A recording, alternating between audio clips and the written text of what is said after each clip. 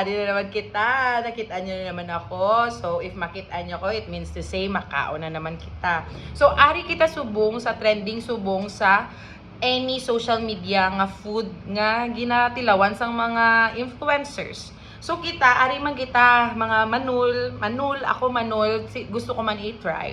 So nag-ready ang akon nga manghod sang green bell pepper, syempre hugasan nyo na. Sa sulod is cream cheese, Magnolia or any other brand. And may arasang cheesy nga tong, chichirya. So let's try if it is really good man give.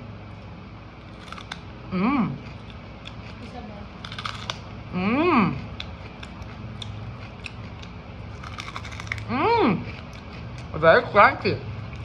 Hamat. Hamat siya. Ano?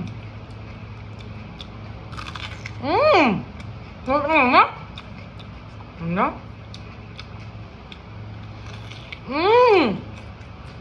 Naman. Hamat siya. Yan.